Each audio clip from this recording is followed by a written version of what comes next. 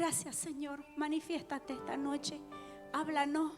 Que podamos entender, Señor, todo lo que vino aconteciendo para la venida de nuestro amado Jesús. Amén. Creo que lo voy a bajar un poquito.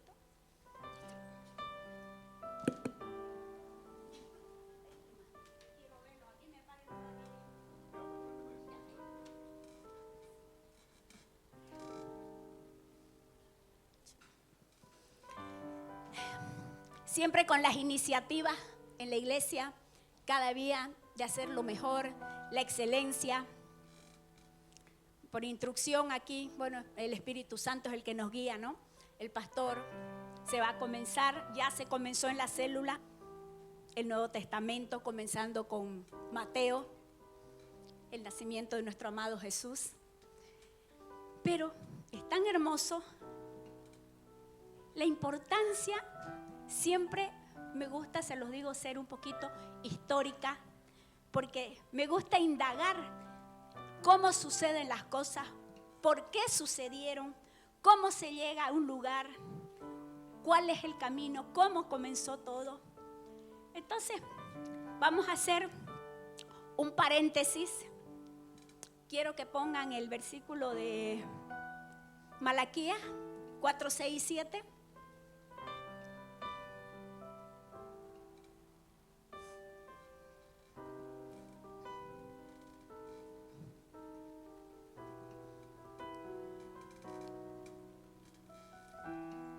Él hará volver el corazón de los padres hacia los hijos y el corazón de los hijos hacia los padres.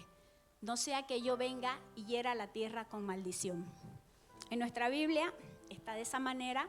Malaquías es el último libro del Antiguo Testamento, pero la Biblia judía es segunda de Crónicas.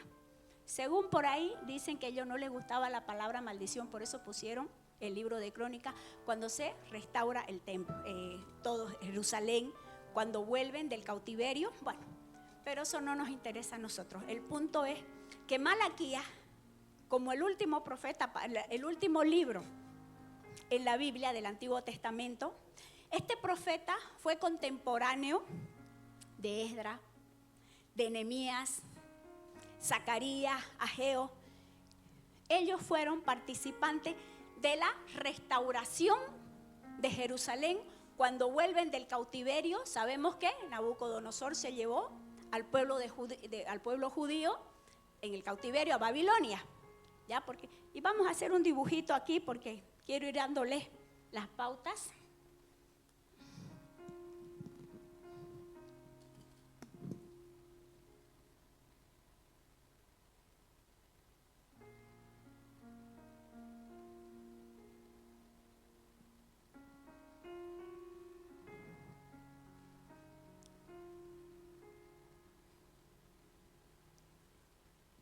¿Se ve, no?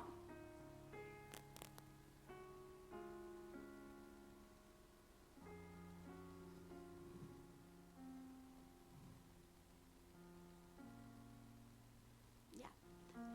Siempre recordando los 4 imperios más importantes que existieron en la antigüedad: el babilónico, que es Nabucodonosor; el medo-persa, que viene a ser Ciro, el principal, el que da la orden, profetizado por Isaías, ya casi 200 años antes de que Ciro se manifieste para soltar al pueblo, para hacerlo volver a Israel, ¿ya?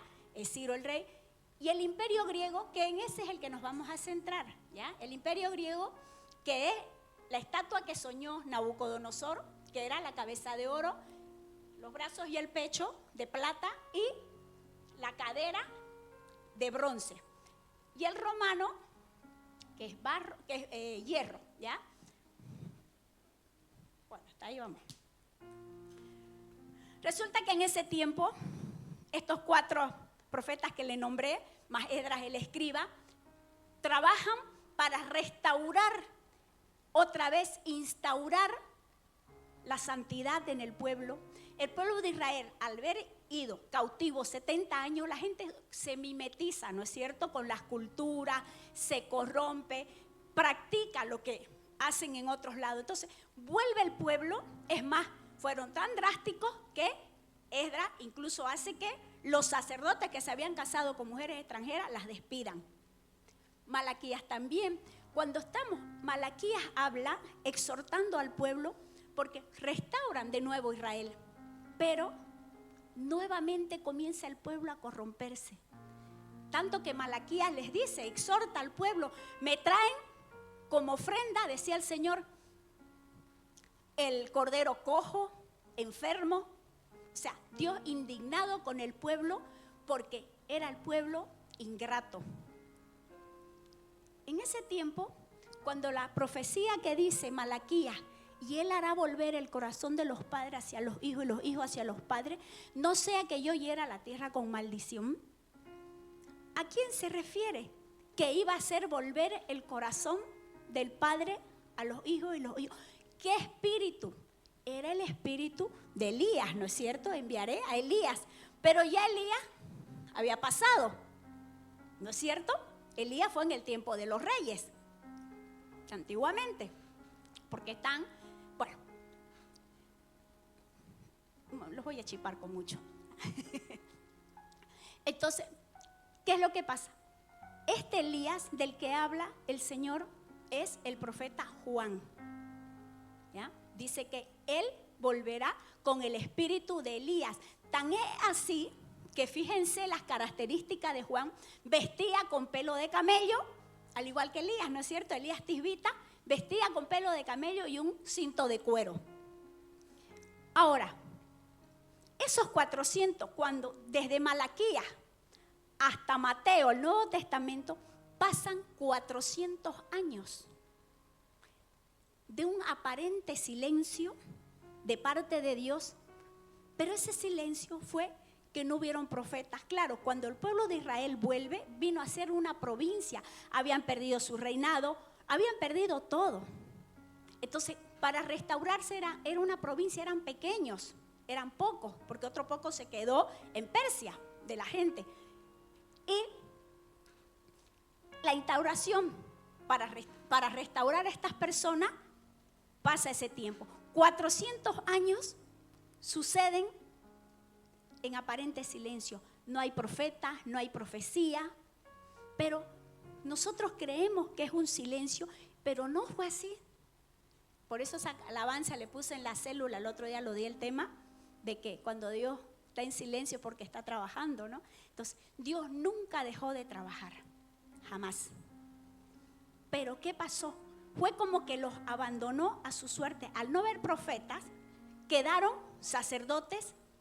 Esa gente, al no tener un recurso, un profeta que los exhortara, no había jueces, no había nadie quien los guíe, vieron la necesidad de buscar las escrituras para conocerlas, porque era lo único que les daba identidad, conocerlas, tener las escrituras para que ellos sigan siendo como el pueblo del Señor.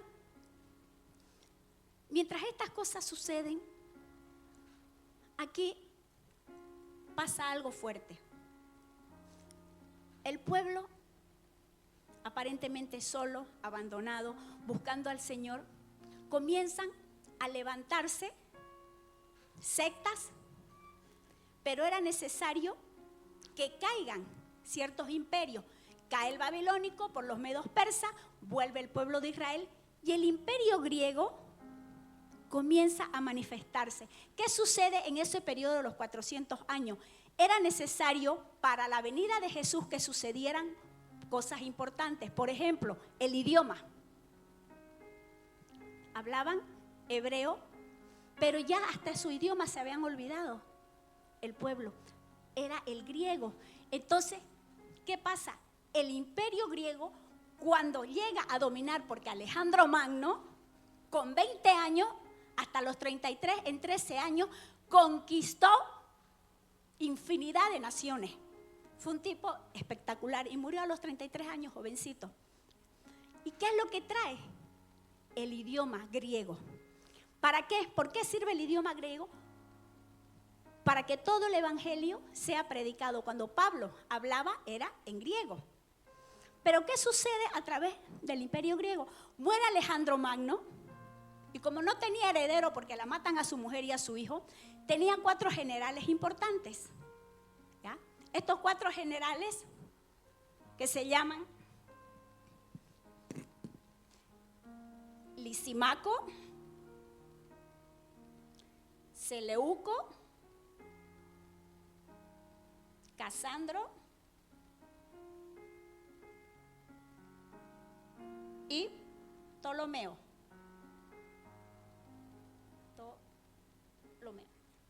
Pero a nosotros nos va a interesar ahorita Seleuco y Ptolomeo. Los otros 2 no nos interesan. Para que el evangelio se expanda se necesitaba que hayan caminos, que haya un idioma, que haya un enemigo en común. Cuando muere Alejandro, estos 4 generales se dividen su reino y Seleuco y Ptolomeo son importantes porque Ptolomeo, ¿qué hace? Hace traer a Alejandría 72 eruditos judíos para que transcriban la Biblia, el Antiguo Testamento, al griego y para que todo el mundo la pueda leer. Esa fue una de las cosas más importantes que hizo este hombre, Ptolomeo. Y esa es la Biblia, la Septuaginta, que viene de 70. La Septuaginta, que fue la primera Biblia que existió en griego y llegó a muchos lugares porque el idioma era casi universal en ese tiempo, el griego. Ahora, pero había otro que es Seleuco. El imperio seleucida fue perverso, se levanta, ¿ya? Epifanes IV. ¿Y qué es lo que hace este hombre? Profana el templo de Jerusalén, mete la estatua de Zeus, sacrifica un cerdo en ese lugar, lo profana totalmente el templo de los israelitas. Quiere impedir que los judíos sigan practicando su rito, que es la circuncisión, el Shabbat, su cultura judía, sus costumbres. Se les opone tenazmente. Ese es un prototipo de anticristo, porque al lugar santo que era el templo, mete la estatua de Zeus y sacrifica ese cerdo a su dios, a Zeus. Tanto fue el dolor de los judíos que en ese tiempo hay un libro apócrifo que es católico, los Macabeos. Se levantan personas con un celo santo por esta profanación, un tal Matatías que tenía 5 hijos. Y su hijo Judas, que le llaman el martillo, que es Judas el martillo de los Macabeos. Mueren ellos, queda un hermano que es, ahorita les digo el nombre, lo tengo aquí, Hircano. Este fue un gran líder, un gran soldado que logra someter, o sea, no les deja al imperio seleucida, logra someterlo y logra otra vez instaurar el templo judío. Pelea por la santidad y devuelve a los judíos su identidad como nación nuevamente e instaura nuevamente el culto al Señor. Este Hircano fue tan tremendo militar que somete también a los samaritanos. Les destruye a los samaritanos su templo que estaba en el monte Gerizim, que era donde ellos adoraban. No sé si los que han leído la palabra antes, 2 montes habían, ¿no ves? Antes que entre el pueblo a Canaán, el monte Gerizim y el monte Ebal. El monte Gerizim, donde lanzaban bendiciones, y el monte Ebal, las maldiciones. Si alguien se acuerda, no lo sé. Bueno, pero les destruye, entonces logra que los samaritanos odien más a los judíos. Y los somete a los idumeos. Los idumeos son descendientes de Edom. Edom es Esaú, que significa rojo. ¿Se acuerdan de Esaú? Que nació peludo y colorado, ¿no es cierto? Ya, entonces ese idumeo los logra someter. En ese interín, mientras había todos estos conflictos, surgen otras sectas. Surge la secta de los saduceos, que todos conocemos ya en el Nuevo Testamento, pero a veces no sabemos de dónde venían. Pues los saduceos se instauran por Sadoc. el sacerdote Sadoc, si ustedes hacen retrospectiva, en el tiempo del rey David, habían dos sumos sacerdotes importantes, Sadoc y Abiatar. Cuando Salomón se levanta contra David para perseguirlo, su hijo, para matar a su padre, Abiatar apoya al subversivo, a Salomón, mientras que Sadoc se mantiene fiel y leal a David. Entonces ellos adoptan esa postura de ser los verdaderos sumos sacerdotes que mantuvieron la lealtad y cuidaron de quien Dios había elegido para el reino. Entonces, de ahí es que ese linaje se levantan los saduceos. Había un saduceo, un sumo sacerdote llamado Onías, que era un ejemplar de sacerdote. Mantenía las cosas como Dios había escrito. Pero su hermano, envidioso, Josué se llamaba, se cambia el nombre a Jasón para agradar a los griegos, porque estaban todavía sometidos en cierta manera, los griegos seguían dominando. Va y se vende a los griegos por 360 talentos de plata. Yo leyendo, ¿saben que en la actualidad son 31.19 millones de dólares? Cada talento pesa 34 kilos de plata. 360 talentos. O sea, era una millonada. Y él se vende y más 80 talentos de plata le aumenta para quitarle el puesto a Onías, su hermano, de sacerdote. Y lo colocan los griegos de sacerdote. Ahí ya el sacerdocio ya no es por llamado divino, es una transacción comercial. El tipo pagó por el puesto. Es como que aquí ustedes dicen, bueno, yo voy a ponerle plata al pastor Oscar y Carolita deja de ser la pastora y soy yo. Más o menos así. Traicionero. Pasa el tiempo y este mismo Jasón traicionero envía, porque daban tributo a los griegos, envía a un tal Menelao para llevar los tributos al rey. Y Menelao, como vio que era fácil usurpar el trono, usurpar el poder, el sacerdocio, va y les ofrece el doble a los griegos y se queda con el puesto. El traicionero es traicionado, como dice la palabra, y los engañadores irán engañando y siendo engañados. Se cumple la palabra.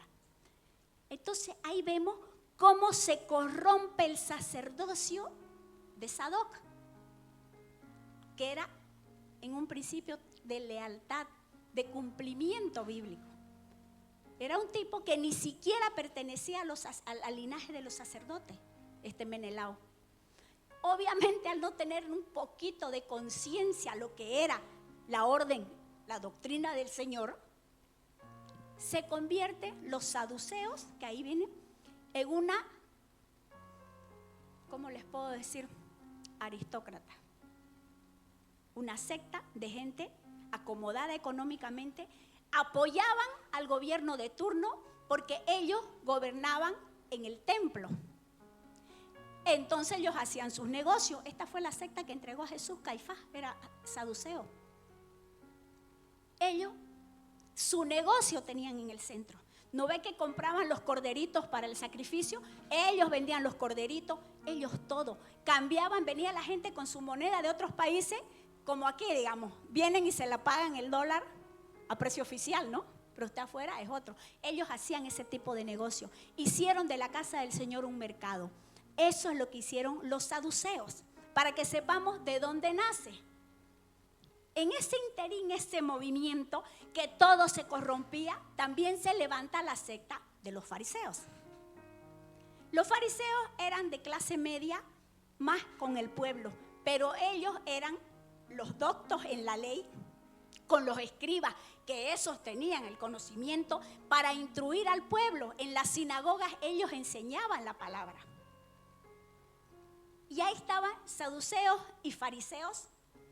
¿La diferencia cuál era? Los saduceos no creían en la resurrección, no creían en ángeles, en demonios. O sea, para ellos era esta vida y nada más. estaban tan cauterizada su conciencia que ellos, como vivían tan acomodados, no tenían compasión de la gente pobre. Ellos tenían la idea de que como ellos tenían recursos, eran bendecidos por Dios y los otros Dios no los quería, por eso estaban mal. Y muchas veces los cristianos somos así. ¿Qué? ¿Cómo andará pues este que Dios no lo bendice? Juzgamos. Esa mentalidad tenían ellos. Es más, no aceptaban ni a los profetas. ¿Por qué? Porque el profeta, ¿cuál es su característica? Confronta al pueblo con su pecado y vuelve el corazón del pueblo hacia Dios. Los profetas lo confrontaban y ellos no aceptaban, porque ellos estaban tan acomodados en lo que ellos querían que ni a los profetas lo aceptaban. Mientras que los fariseos sí enseñaban la Torá, ellos estaban en las sinagogas para enseñar la palabra. Pero con el tiempo a los fariseos no les bastó las 613 leyes que había impuesto Moisés, sino que empezaron a añadir más leyes, y pusieron cargas sobre el pueblo que ni ellos llevaban. Se volvieron hipócritas. Entonces ahí tenemos una secta de hipócritas, otro de mercantilistas. Todo ese movimiento se prepara para la venida de Jesús. Los seleucidas, que fueron los que profanaron el templo, y hay otra, el Imperio Romano. Se necesitaba, para que el evangelio llegue a todas partes, caminos. Y Pompeyo agarra, somete, vence al pueblo griego y somete a los israelitas en el 67 antes de Cristo, ¿ya? Los romanos. Estos comienzan a construir carreteras.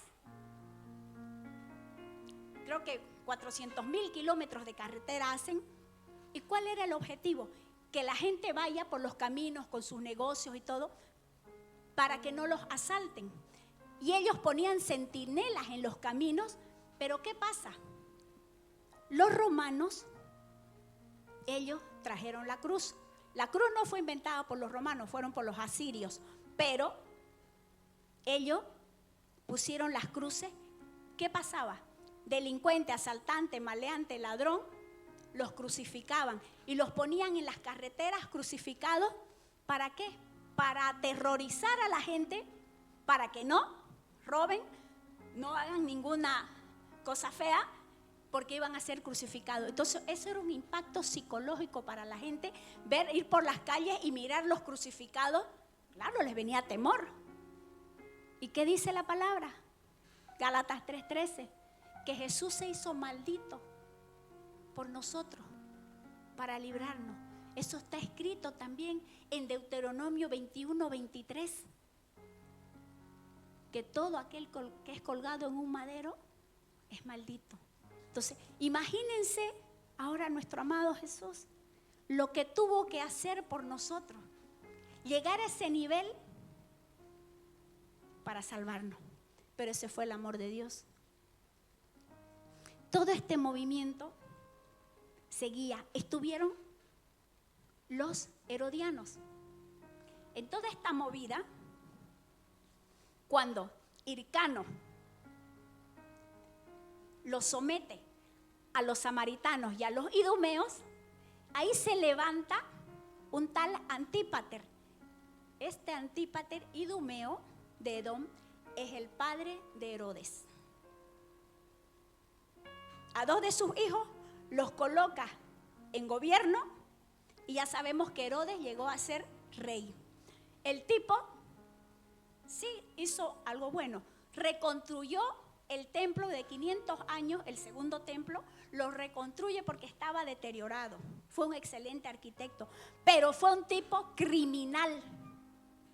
Llegó al punto de asesinar a una de sus esposas, 2 de sus hijos, a su suegra y a su cuñado, por proteger su gobierno, su reino. O sea, imagínense un tipo que mata hasta a sus propios hijos, a toda su familia. ¿Ustedes creen que iba a tener conciencia para no matar a todos los niños cuando nace Jesús? Ni la más mínima. Herodes el Grande fue terrible.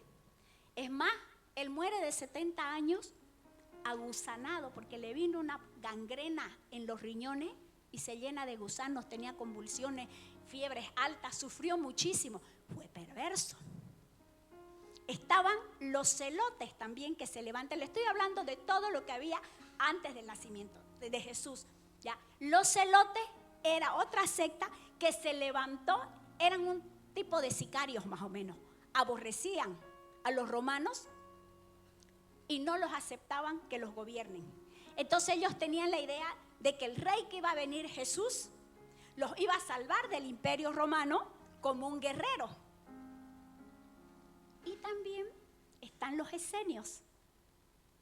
Los esenios se cree que también vienen del linaje de Sadoc.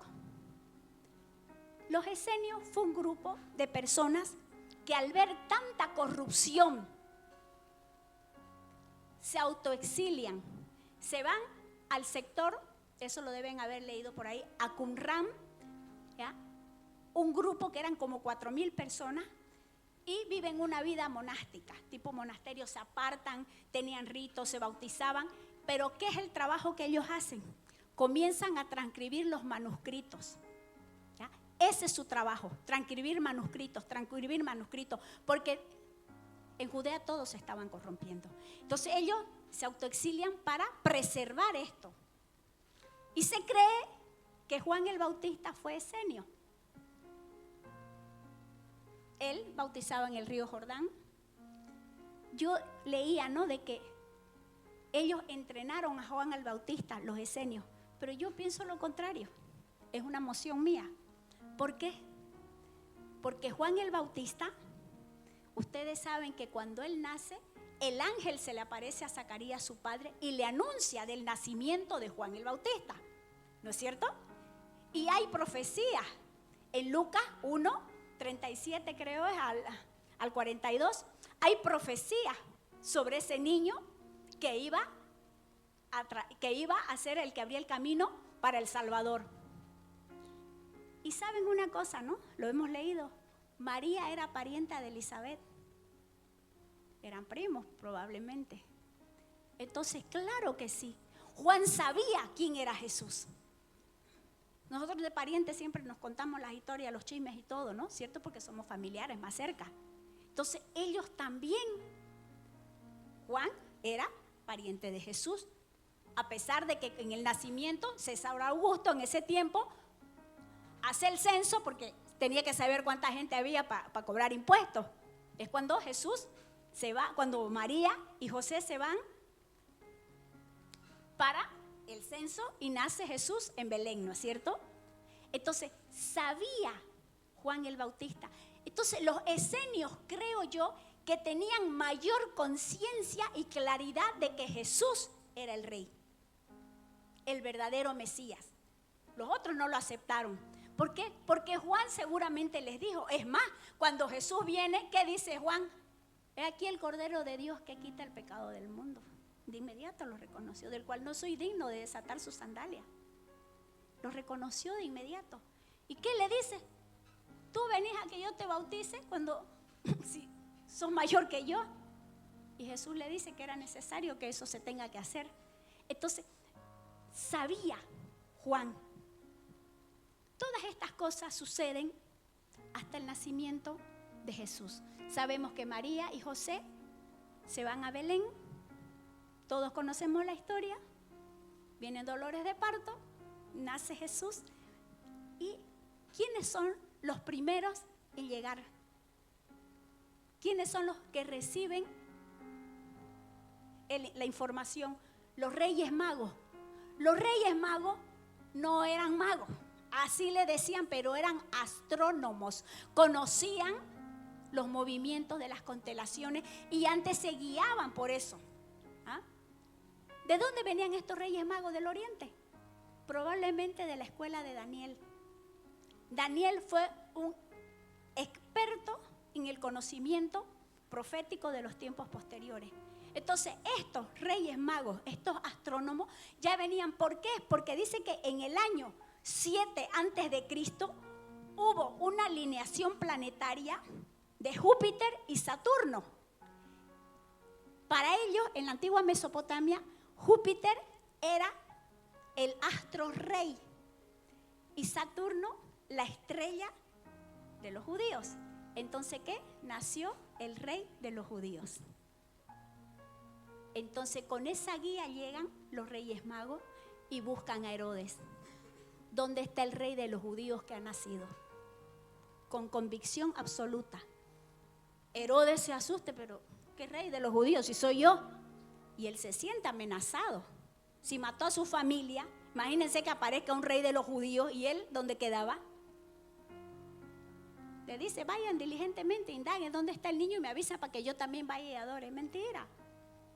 Él quería eliminarlo ya nomás porque él sabía que su imperio, su reino estaba amenazado. Y manda a matar a todos los niños. Sabemos que el ángel le aparece a María, a José en sueño, escapen a Egipto porque Herodes procura su muerte. Y así es como logra escapar.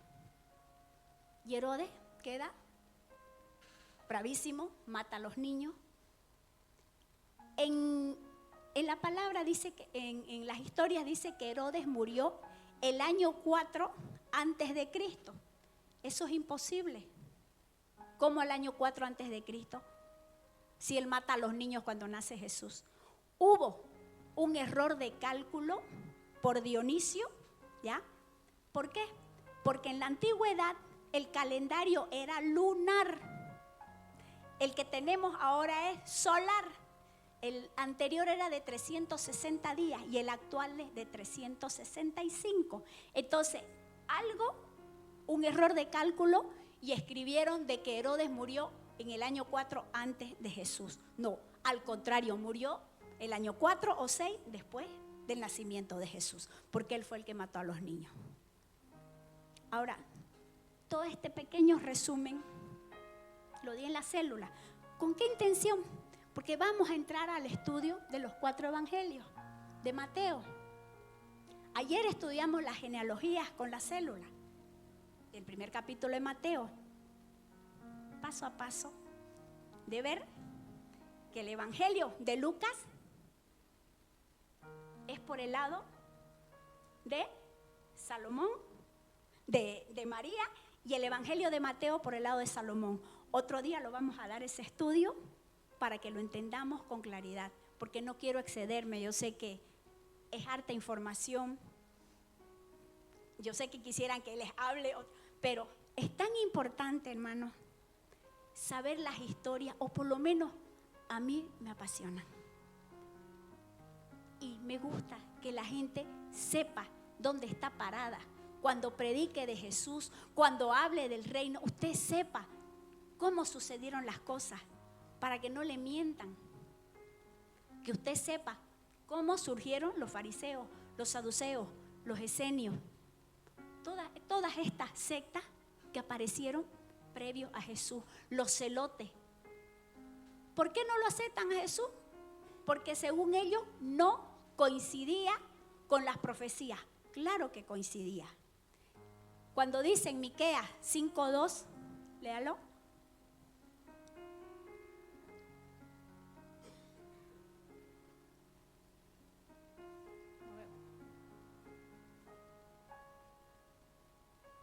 Pero tú, Efrata,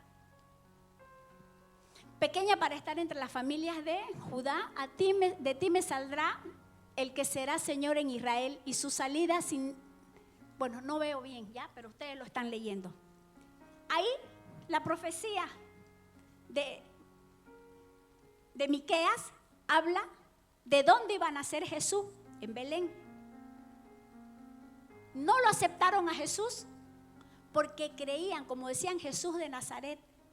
Parece que no sabían que Jesús nació en Belén. Como se crió en Nazaret, creían que era de Nazaret.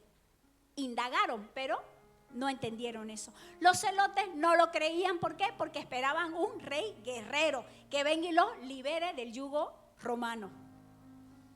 Los fariseos, porque les rompió la ley. Jesús les rompió sus leyes, las leyes. ¿Por qué? Sanaba en sábado y lo acusaban. No te es lícito sanar en sábado, ¿no es cierto? Blasfemia, se hace llamar Dios, hijo de Dios. Blasfemia, dijo que va a destruir el templo y en 3 días lo vuelve a levantar. No entendían. Los fariseos lo juzgaron por romper la ley.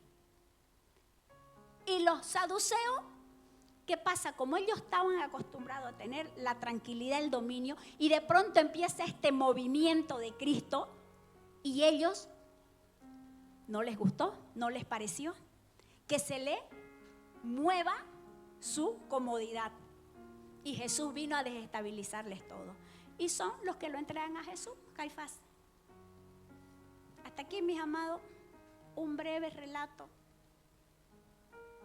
de todo esos 400 años acerca de cómo va a ser para el nacimiento de Jesús.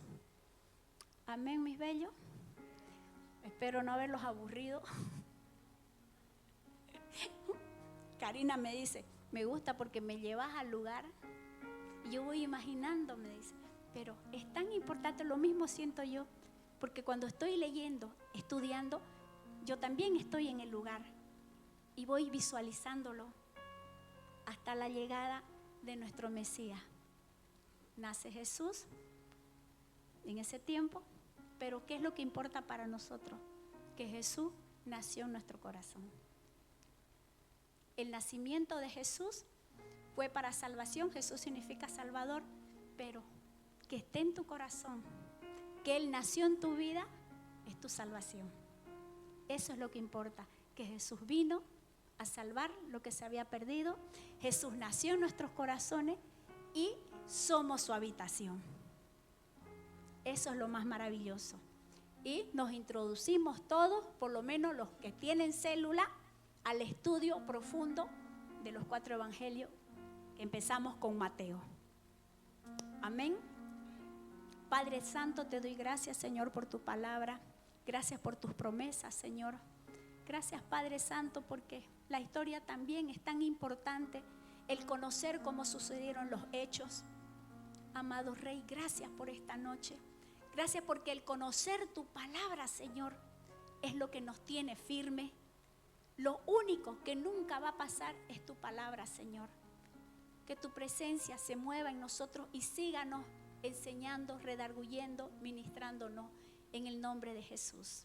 Algo que recuerdo cuando Pablo, la importancia de conocer, hermanos, la palabra. Pablo, cuando fue llevado al Sanedrín para ser